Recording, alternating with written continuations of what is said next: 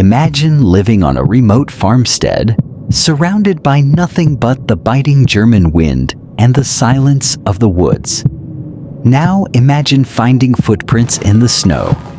Footprints that lead toward your house, but never lead back out. For the Gruber family, these footprints were the first warning. The second was the sound of footsteps in the attic. The third was the silence that followed.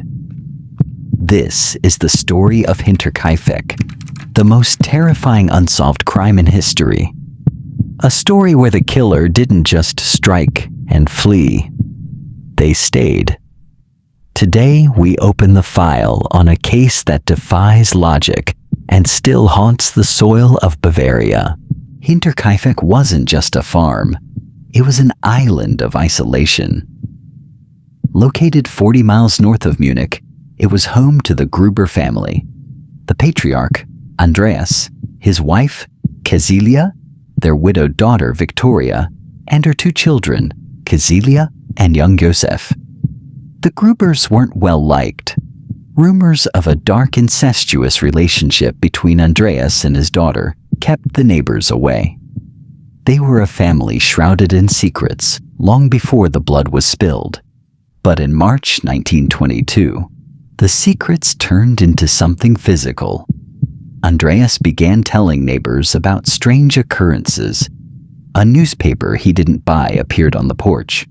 Scratches on the tool shed look as if someone had tried to pick it. And then, the footprints.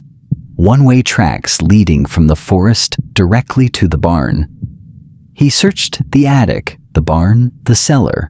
He found nothing. But the feeling of being watched never left him. Their previous maid had already quit, claiming the house was haunted. Her replacement arrived on March 31st.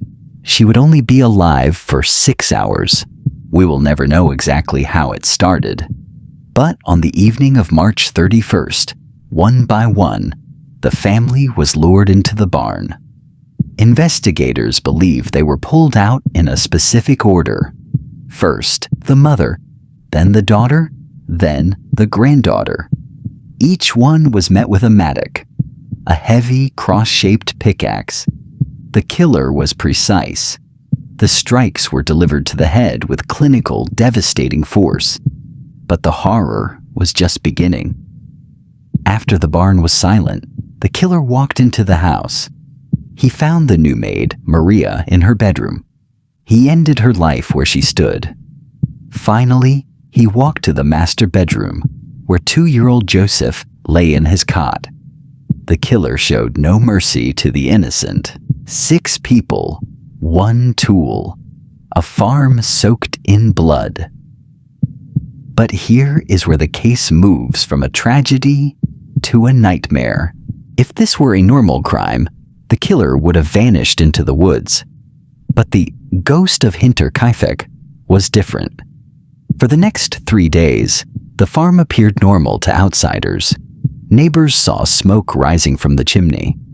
The cattle were fed and watered. Someone even cooked meals in the kitchen using the family's supplies.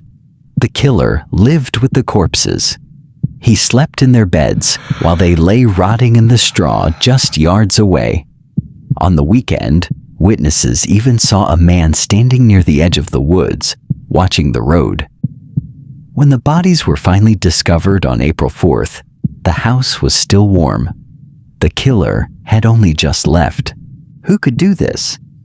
The police questioned over 100 suspects. Was it Lawrence Schlittenbauer? The neighbor who had a disputed romance with Victoria and was suspiciously helpful when the bodies were found? Was it Victoria's husband, Carl Gabriel? He was reported dead in the trenches of World War I, but some believed he faked his death and returned for a bloody revenge. Or was it someone we've never heard of? A drifter who simply wanted a home and didn't care who he had to kill to get it. To this day, the skulls of the victims, which were sent to Munich for examination and later lost, remain a grim symbol of a case that will never be closed. The farm at Hinterkaifeck was demolished a year later. They tried to bury the memory, but the footprints in the snow remain etched in the history of the macabre. Was it a man? Or was it something that belonged to the shadows of the woods? The evidence is cold, the witnesses are gone, and the truth is buried. For now, this case remains. Verdict pending.